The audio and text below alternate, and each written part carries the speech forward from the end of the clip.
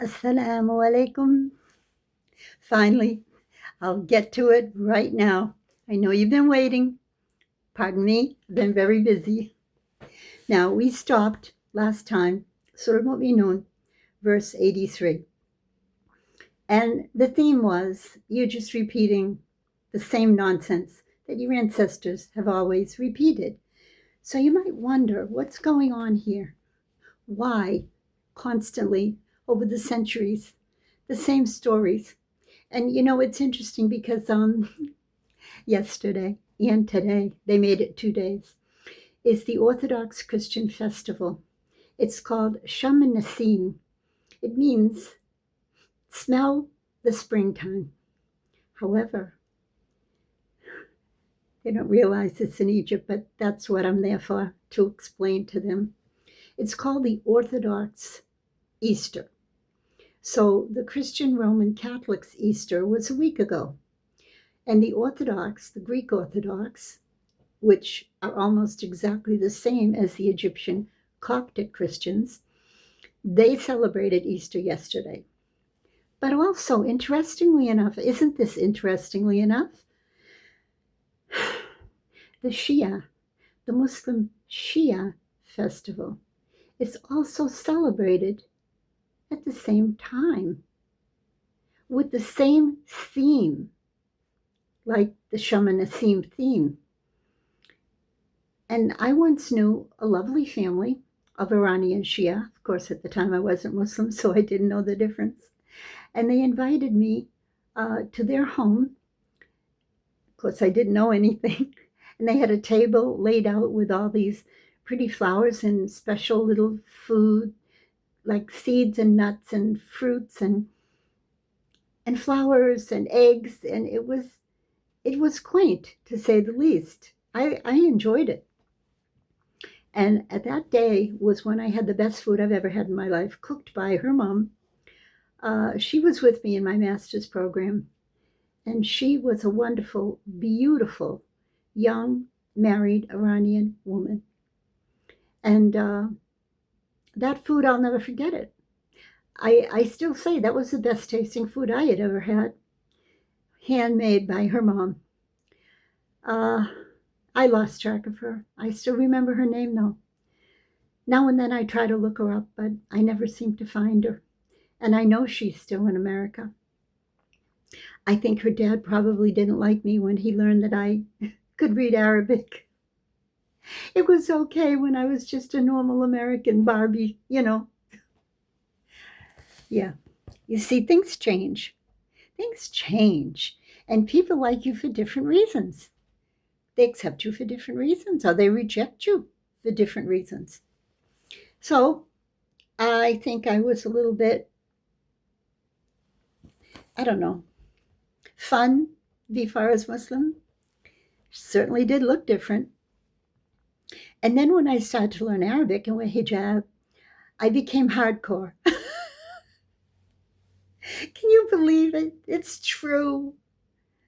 I'm not joking. That's why I'm here, to support you, converts, reverts, Americans otherwise, and let you know it's all good. Don't worry about it. Allah does what He will, when He will, to whom He will, why He will.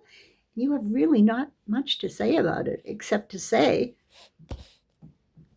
Aslam, I give up to Allah. Okay? That's all you have to do. The saying is Aslam Taslam, submit, and you will be at peace. Now, what you've been waiting for. The last quarter of the same page where we left off last time is where we get the big expose. And inshallah, you'll be able to understand it. And I will add to, of course, my anecdotal. You'll see. Just here it is. I'm so excited to give you this. You don't know how excited I am. It's probably the most important thing that I've ever given you that you're not going to get anywhere else. All the Aqidah, Tawheed, Asma al-Husna, Tafsir, Arabic. You can get that. There are other people doing it. But I think this one's special. I hope it is. أعوذ بالله من الشيطان الرجيم بسم الله الرحمن الرحيم قل لمن الأرض ومن فيها إن كنتم تعلمون. Say, to whom belongs the earth and everything in it, if you would know? سيقولون لله. They will say to Allah. قل أفلا تذكرون. Then don't you remember this, recall it to your mind? قل من رب السماوات السبع رب العرش العظيم. Say, what about the seven skies? What about the Lord of everything? رب العرش العظيم. Now you see, Arsh is not throne. Stop with the throne business. Throne is for kings and Christians. Arsh, in the Arabic language, arasha, means everything that has been constructed on this earth. Who constructed it? Allah. You know, this becomes a problematical issue, but I don't care, because I'm going to tell you why people don't want you to know that. There's a verse in the Quran that Allah says He destroyed everything that Pharaoh, وَمِمَّا يَعْرِشُونَ. Does that mean there's nothing left of what Pharaoh constructed? You're going to have to read this yourself, and you're going to have to stop and think. You know, I wrote a little book once, 30 years ago in Egypt. I wrote a little book, pamphlet type book. It was 40 pages. And I named that little book Stop and Think. Now, did I write it? No, I translated it from Qadi al-Quda, a Supreme Court judge of Qatar. He's long gone. I just found that little book one day as I was strolling around with the corner paperback bookstores. I did not know how to read Arabic, but it attracted me because it was so small. And the title was To Cure You from the Sickness of Shirk and Kufr. That's another subject. I want to get back to my favorite subject, which is coming up right now. Shaitan doesn't want me to get there. But it's all connected, you see. All connected. Now, they will answer about this Arsh al-Azim. Sayakuluna lillah. They will tell you it's for Allah.